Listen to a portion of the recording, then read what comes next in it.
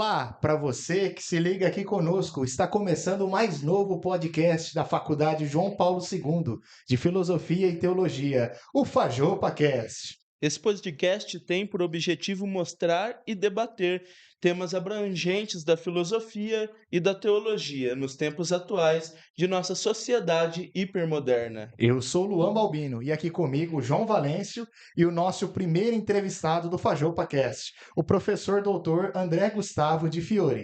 Neste primeiro episódio, vamos falar sobre o tema Sociedade Hipermoderna, contextos filosóficos e teológicos. O nosso convidado, o professor André Gustavo de Fiore, é doutor em teologia pela Pontifícia Universidade Católica de São Paulo, PUC. Mestre em teologia pela Pontifícia Universidade Católica de São Paulo também. Bacharel em teologia pelo Centro Universitário Claretiano. Bacharel em ciências contábeis pelo Centro Universitário Anhanguera. Especialista em gestão empresarial Lato Sensu, pela Pontifícia Universidade Católica de Campinas, e licenciado em pedagogia pela Faculdade da Aldeia de Carapicuíba. É também membro do grupo de pesquisa Religião e Política no Brasil Contemporâneo, ligado à Faculdade de Teologia Nossa Senhora da Assunção, pertencente à PUC São Paulo. Seja bem-vindo, professor André. Muito obrigado, é um prazer estar aqui com vocês, ainda mais nesse primeiro podcast, responsabilidade grande. Muito bem.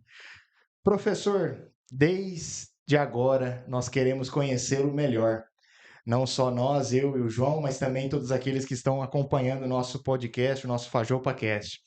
Conte-nos um pouco sobre a história de vida do senhor e suas motivações em relação à área da teologia. Bem, eu sou da área de gestão, né? Eu comecei com a área de gestão, ciências contábeis, gestão empresarial, até atuo na área ainda, né, com escritório de contabilidade, alguns poucos clientes, e sou da Diocese de Limeira, interior de São Paulo. E a teologia sempre me chamou a atenção. Por quê? Porque a catequese em si e a participação na comunidade me deixava assim, de uma forma bem insegura em relação ao conhecimento, em relação à fé, em relação aos mistérios, né, de Deus. E daí eu comecei a querer me aprofundar, né, desenvolver um pouco mais os estudos. E o primeiro contato que eu tive foi com os claretianos. Então, eles, faculdade para leigos, né? E, e aquilo me chamou a atenção. Eu falei, pô, uma oportunidade de eu aprofundar os meus estudos, né? Enquanto leigo, aprofundar um pouco os meus estudos. E eu tomei gosto, né? Pela teologia, pela filosofia, e acabei indo para o mestrado, né? 2 anos e meio de mestrado e 4 anos de doutorado. Então foi um caminho assim, graças a Deus, Deus abrindo as portas, né, para o desenvolvimento das pesquisas, desenvolvimento da teologia. E praticamente hoje eu tenho como projeto, né, objetivo de vida somente a teologia. Então foi um caminho assim bem curioso, né, bem conduzido mesmo pelo Espírito Santo. Muito bom, professor. Diga-nos o que o senhor pode debater hoje em relação a este tempo da hipermodernidade, que é o tema do assunto dessa semana, né, da nossa faculdade, Faculdade João Paulo II, que está essa semana promovendo mais um encontro, né, filosófico e teológico. E o senhor vai estar palestrando hoje, né, e justamente vai estar falando um pouco sobre esse tema, dentre as perspectivas filosóficas e teológicas. Diga-nos um pouco em relação o que seria de fato este tempo hipermoderno. A categoria da hipermodernidade, ela é um contexto desenvolvido, né, pelo filósofo francês Gilles Lipovetsky, uma tentativa, né, diria até que muito bem sucedida, de descrever a sociedade contemporânea. Muito mais do que uma divisão histórica, tentar localizar a sociedade contemporânea dentro de um conjunto de evolução histórica, é uma tentativa de demonstrar o comportamento social diante de mudanças. Qual é a característica da hipermodernidade? Vivemos em uma sociedade de contínua e rápidas mudanças e uma sociedade que desenvolve um comportamento diferenciado. Então, é nesse sentido que Lipovetsky constrói, né, a partir de um método imparcial, uma análise social. A hipermodernidade ela surge mais ou menos, né? O Lipovetsky coloca a hipermodernidade a partir da década de 70 do século passado, onde a mudança comportamental produz um sujeito, um indivíduo contemporâneo marcado por algumas características específicas. A individualidade, né? O individualismo, ele é a marca dessa sociedade, uma sociedade de moda consumo, uma ética indolor, uma ética individualística, né, como trata a Constituição Gaudium et Spes, e uma sociedade do presente, um indivíduo do presente. Um indivíduo que não mantém relações com instituições, ou seja, uma ruptura com os laços institucionais, e também uma sociedade, um indivíduo com pouco sentido. É um indivíduo do presente, um indivíduo que busca a felicidade, que busca o bem-estar a partir do imediatismo. Então, uma sociedade hedonista, um indivíduo hedonista que se constrói, né, se edifica a partir de uma busca por uma felicidade passageira, uma felicidade momentânea e, por conta disso, intensa. Daí o termo hipermodernidade. O indivíduo contemporâneo, ele busca bem-estar, ele busca prazer em coisas efêmeras. Esse efêmero faz com que ele consuma cada vez mais, com que ele busque cada vez mais as relações de felicidade. Então, nós temos aí hiperconsumo, uma sociedade extremamente consumista, hiperrelações, hiperemoções. Então, uma sociedade que vive ao extremo a busca pela satisfação pessoal e pela liberdade individual. Basicamente, aí o surgimento, né, da temática da hipermodernidade. E isso causa algum espelho no psicológico das pessoas hoje em dia, algum reflexo também, né? Sim, exatamente. Justamente pela questão da falta de sentido. Onde esse psicológico é desenvolvido, né, na questão hipermoderna? Aí nós vamos trabalhar em relação a um fenômeno sociológico, né, não psicológico, porque quando a gente trata a questão da sociologia, a gente vai trabalhar o comportamento do grupo. Isso é uma reflexão, a falta de sentido. A sociedade hipermoderna, ela tem como uma das características a falta do sentido. Por isso ela vive no presente. E daí a questão do hiper. Quanto mais, né, quanto mais intensa a relação, mais intenso é o desenvolvimento do bem-estar, mais intenso é a busca pelo prazer, mais estável é o indivíduo e mais conformado com o mundo ele está. Né? É um indivíduo que não está muito aberto a fazer sacrifícios. Tudo aquilo que tolhe a liberdade do indivíduo contemporâneo, ele rejeita. Então, essa rejeição ela rompe com instituições e rompe com o sentido. Então, isso prende o psicológico do indivíduo numa realidade do presente.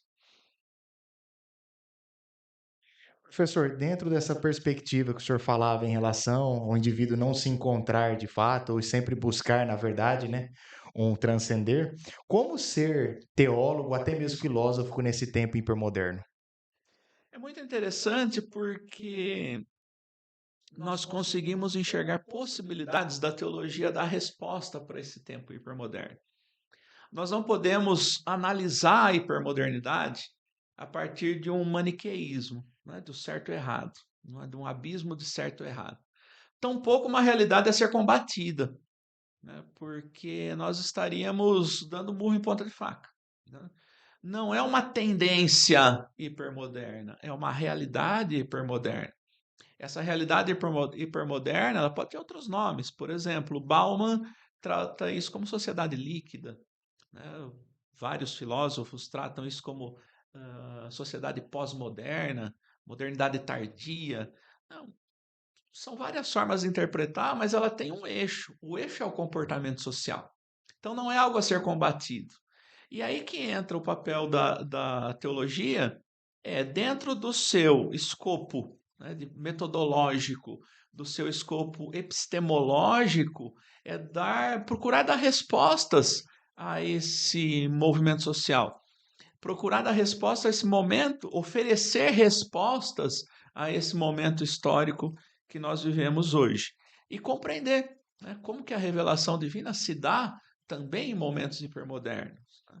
Não voltando a um tradicionalismo exacerbado, tampouco renegando a identidade, né, do cristão, do cristianismo, mas articular com a sociedade contemporânea. E esse é o papel da teologia, né? Uma articulação, né, entre igreja e sociedade, uma articulação entre fé, razão e sociedade. Dentro da hipermodernidade, os indivíduos possuem autonomia deste modo, assim? Isso é uma pergunta interessante. A maior característica, uma das maiores características do comportamento hipermoderno é a busca pela felicidade e liberdade. Isso é proporcionado pela própria evolução histórica, né? Pelo próprio desenvolvimento das democracias, pela maior distribuição do capital, maior acesso aos recursos financeiros. Isso permite ao indivíduo buscar uma autonomia e uma liberdade. Mas a hipermodernidade, Lipovetsky bate bastante em cima disso, é uma realidade paradoxal. Um dos paradoxos é justamente a relação autonomia-liberdade. O indivíduo contemporâneo, ele busca a liberdade através da busca da felicidade, das relações do consumo e do prazer. Ao mesmo tempo, ele perde a sua autonomia, ele se torna escravo justamente da relação hedonista. Outro problema colocado por Lipovetsky é a relação da moda. O indivíduo ele tende a ser livre, mas na verdade ele está sujeito a uma condição maior, que é a condição da mídia, a condição da moda. Então, esse é um dos principais paradoxos na hipermodernidade. Ao mesmo tempo que eu busco a liberdade, eu me vejo escravizado pelo meu próprio comportamento. Isso é fato, né? Sim. As pessoas, é interessante que elas comentam muitas vezes em relação à questão do consumo, né? Que isso, como o senhor mesmo aqui já expôs, está presente na hipermodernidade. Mas, para além disso, quais são outros diagnósticos ou sintomas que essa hipermodernidade proporciona na sociedade atual? Sim. Falando em sociedade paradoxal, nós temos que ter um pouco de cuidado com esse termo, né? Quais são os problemas, quais são os sintomas? Aliás, esse é o principal método de Lipovetsky. Ele não é passional, ele faz uma análise imparcial da sociedade. Ao contrário de Bauman, por exemplo, na sociedade líquida, Bauman já é mais passional, né? Bauman já toma um certo partido em relação ao conceito de certo e errado. Lipovetsky não. Ele vai criar um termo interessante, que é o termo da personalização hipermoderna. O que é a personalização? É justamente o indivíduo tomar consciência de si próprio em relação à liberdade, aos seus desejos e aos seus anseios. Então, isso vai conduzir toda uma realidade hipermoderna. Nesse paradoxo, ele vai colocar que a personalização ela tem um caráter positivo e um caráter negativo. Aí, voltando na sua pergunta, aí sim a gente consegue traçar algumas características, algumas tendências. Qual é o ponto positivo, né, que nós não abrimos mão numa sociedade hipermoderna? Primeiro, a liberdade. Liberdade de expressão, liberdade de agir, liberdade da busca pelo nosso próprio desenvolvimento, pelo nosso próprio bem-estar. Isso é uma característica positiva na hipermodernidade. E isso é fruto, como eu comentei, é fruto de próprio de um desenvolvimento social, de uma evolução social. No entanto, a hipermodernidade também apresenta um processo de personalização negativa. E aí nós podemos traçar alguns pontos que, sob determinados aspectos, eles podem se tornar negativos, né? Patologias, né? Como a gente comenta na questão social. O primeiro deles é o individualismo. O individualismo ele vem justamente pela busca da liberdade. O indivíduo hipermoderno, ele filtra aquilo que favorece a sua liberdade e a sua felicidade e rejeita aquilo que tolhe, né, que se torna uma ameaça para a sua liberdade e para a sua felicidade. Um dos pontos, a ruptura com relações institucionais. Uma linguagem institucional, religião, família, educação, que mostra, né, que cobra do indivíduo uma responsabilidade mais duradoura, é visto pela sociedade como uma agressão à liberdade. Outro ponto, as relações interpessoais. A relação interpessoal ela é descartável. Se a pessoa me favorece, né, favorece o meu bem-estar, ela está no meu círculo de relacionamentos. Se ela não está, eu simplesmente deleto como se fosse um clique de uma rede social. Se convém, né? Se convém, está comigo. Se não convém, não está comigo. A falta do sentido. Né? Uma das principais características humanas é a transcendência. Né? Seja simplesmente sob a ótica antropológica ou sob uma antropologia teológica, a transcendência é um dado, né, antropológico. Sim. E a sociedade contemporânea, ela não se apega a comportamentos duradouros. Ela não se molda a uma ética voltada ao futuro.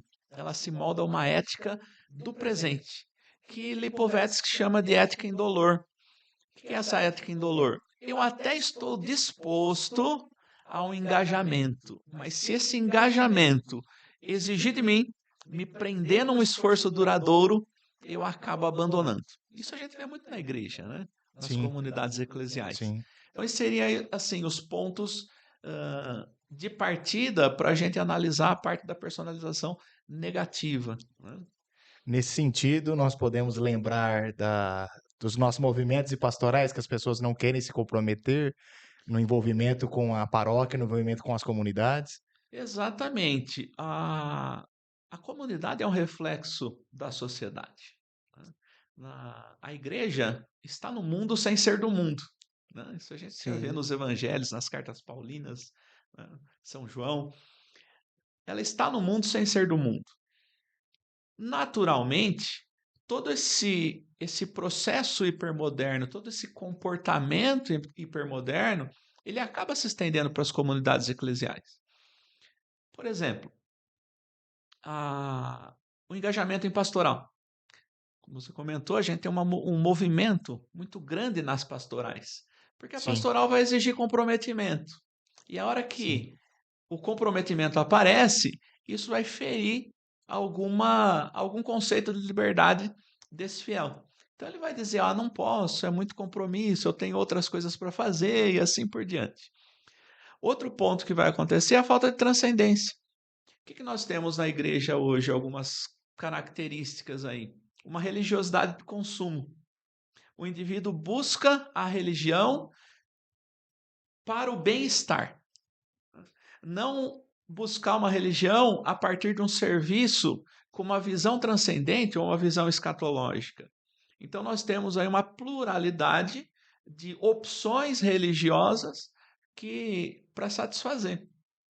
Isso é um risco tanto para o lado do fiel como do lado das instituições, para não surgir aí religiões de mercado, né, de prateleira, de supermercado, que vão atender aí as necessidades individuais. Então, quando a gente fala em sociedade hipermoderna, há de se falar em comunidade hipermoderna, há de se falar em laicato hipermoderno, há de se falar num clero hipermoderno, né, que mesmo que inconscientemente acabam absorvendo na comunidade eclesial todas as características da hipermodernidade. Sob essa ótica da igreja estar no mundo, mas não ser do mundo, a teologia ela se encaixa na hipermodernidade? Sim, eu acho que a própria questão paradoxal é, é a identidade da igreja. A igreja é um paradoxo. Qual é o principal paradoxo da igreja? Estar no mundo sem ser do mundo. Sim, Né? de fato. Se a gente trouxer aí, por exemplo, o Moltmann na questão da transcendência e imanência, né? A igreja é uma realidade transcendente, né? Porque Deus é transcendente. Segundo Moltmann, Deus é atemporal e para nós ele está no futuro. Em função desse futuro, nós construímos o nosso presente. Então, como que esse paradoxo se resolve? Ele se resolve na própria identidade da igreja. A igreja é uma realidade transcendente, é uma realidade, o reino de Deus é uma realidade escatológica, mas ao mesmo tempo ela se edifica, ela se constrói na história humana. Então, essa relação igreja estar no mundo sem ser do mundo, a identifica, né? E promove a missão da igreja, a missão adigentes, a missão no mundo. Então, quando eu digo igreja estar no mundo, não significa a igreja absorver o mundo ou a igreja compactuar com o mundo, mas é o campo de atuação, né? O objeto de atuação, o campo de missão da igreja está no mundo. Então, é um paradoxo, como eu falei, né? Ele acaba se resolvendo pela própria identidade da igreja. Sim. Professor, outrora o senhor mencionava situações relativas que filósofos e teólogos interpretam dessa hipermodernidade com outro nome, com uma outra realidade. Agora, nessa última questão, o senhor falava em relação ao aspecto de que a hipermodernidade ela está ligada diretamente, até mesmo dentro do clero, dentro da igreja, até mesmo dentro da nossa realidade eclesial, né? Eu gostaria de saber se, para além disso, existiria um tempo de remate para esse tempo de hipermodernidade? Existiria um prólogo, alguma coisa para além disso? Já há um vislumbre para além dessa hipermodernidade? Interessante a colocação. A hipermodernidade, né, a categoria da hipermodernidade, desenvolvida por Lipovetsky, né, ela não tem o intuito de demarcar momentos históricos. Perfeito. Nós acabamos, né, é uma tendência que nós temos de querer dar datas de início e fim. A hipermodernidade, ela é uma análise comportamental social. Então, nós não podemos dizer assim que ela é uma tendência, que ela é uma moda, que ela é uma realidade passageira. Não. Se nós considerarmos principalmente o mundo ocidental, o comportamento lido por Lipovetsky a partir da sua categoria da hipermodernidade, ele está acontecendo no mundo. Mas como a nossa sociedade ela também é marcada por intensas mudanças, também uma das principais características da hipermodernidade, é óbvio que vai passar, né?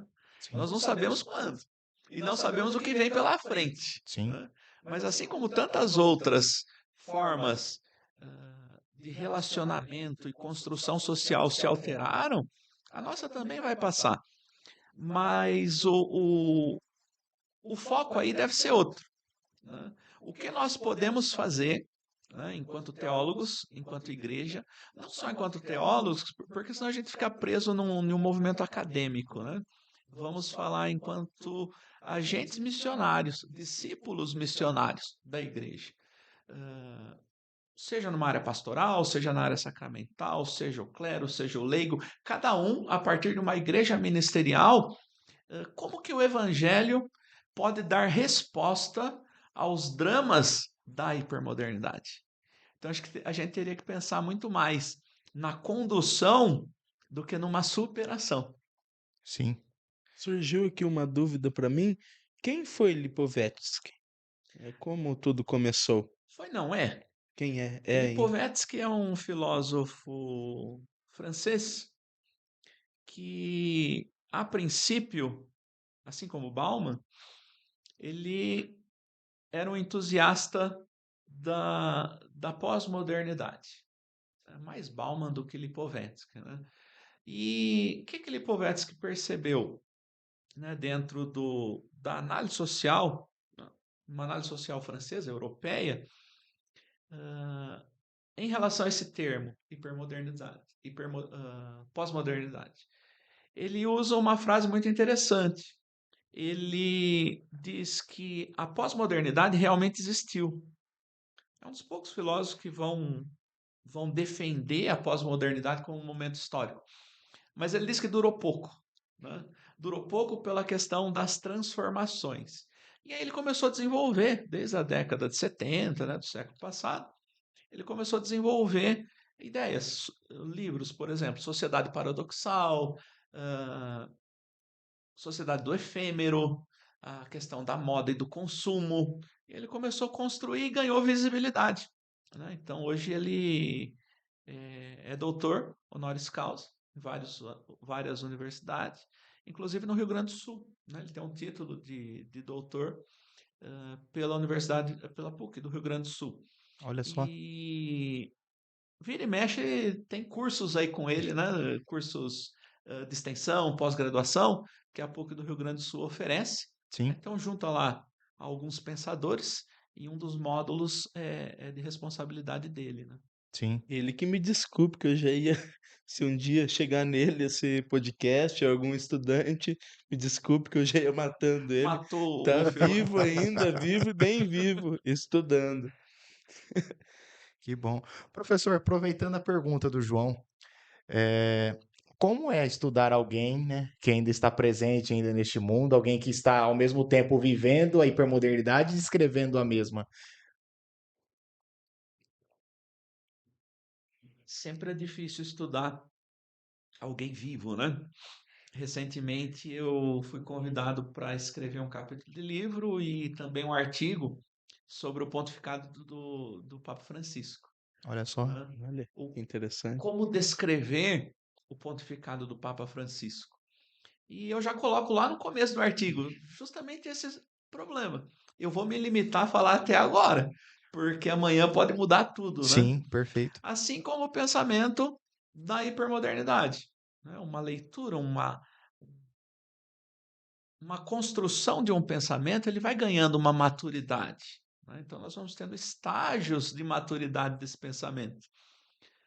Pode ser que amanhã ele resolva mudar de ideia e falar: não, isso que eu falei, né, pode ser revisto, pode ser Cai corrigido. por terra, né? Obviamente, a gente vai ter que se corrigir também, né? Sim, com Mas certeza. é curioso, porque a gente está estudando uma pessoa que ainda está desenvolvendo, direto ou indiretamente, né? Vamos ser aí um pouco menos humilde, a gente está Sim, desenvolvendo o conceito junto, né? sim, A partir de uma ideia fundamental, de uma concepção original, a gente vai adequando o conceito à nossa realidade. sim.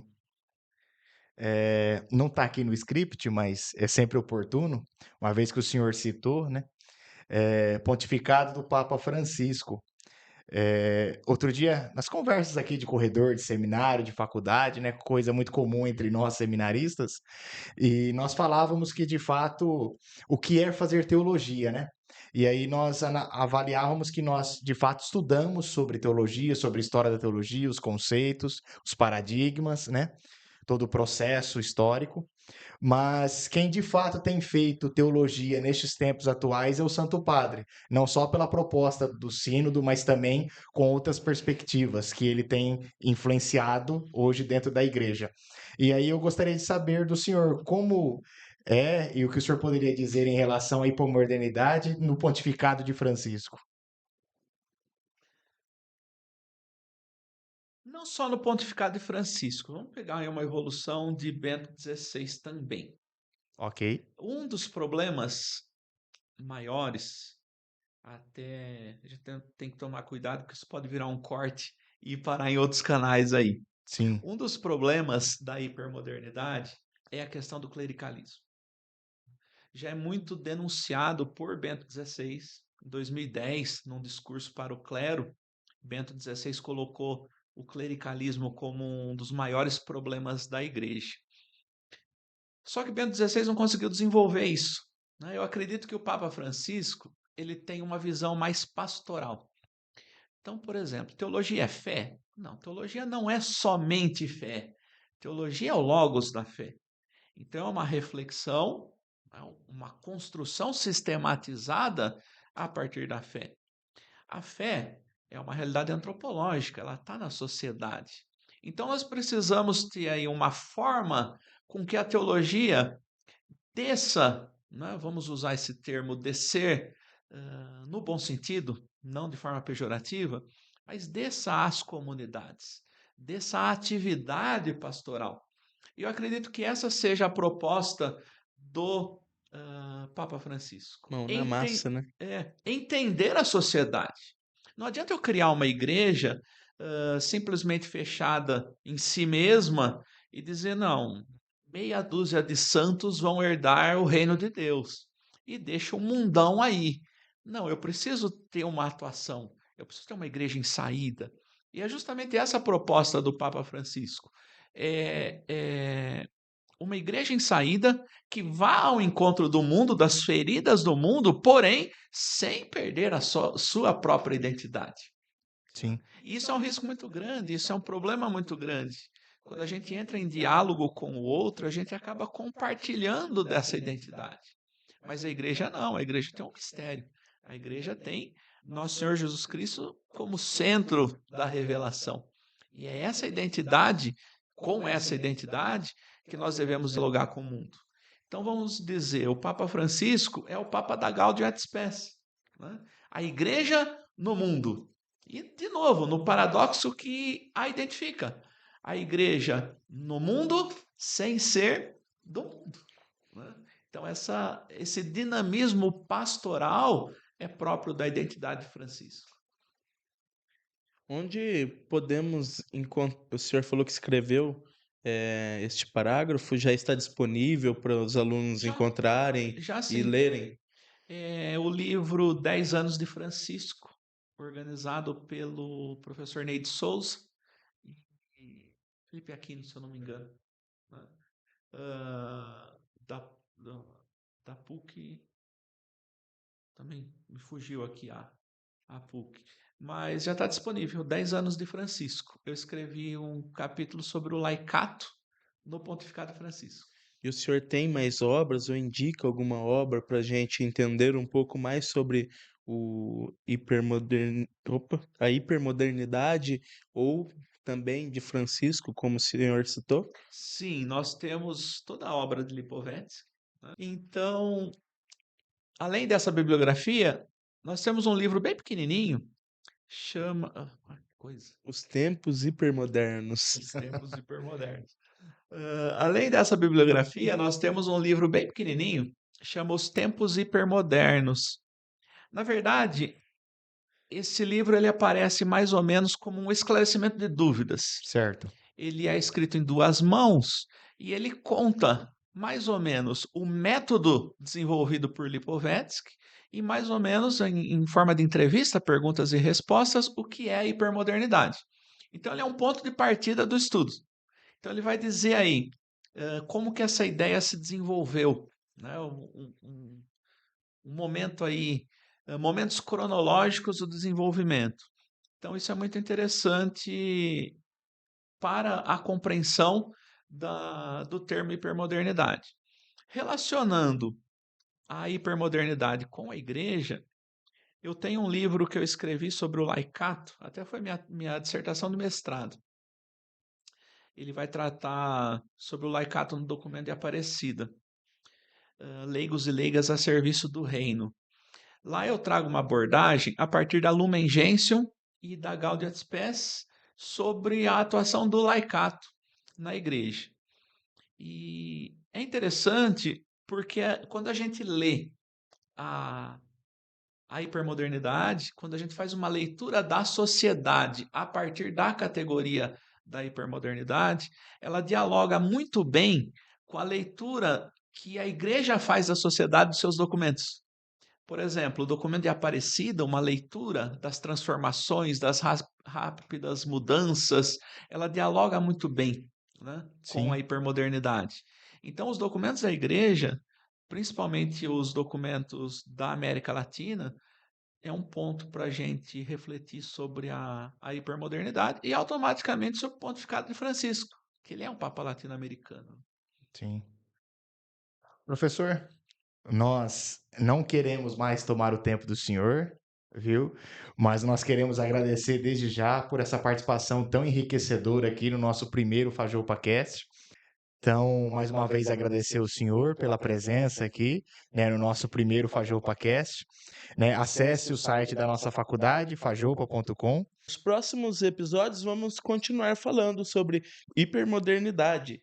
Voltaremos com o padre, professor, doutor e padre Anatoly Konstantin Gradiski, docente da Fajopa e sacerdote da Diocese de Assis. Desde já, agradecemos a sua presença aqui conosco. FajopaCast fica por aqui. O nosso muito obrigado a cada um de vocês. Até o próximo episódio. Tchau!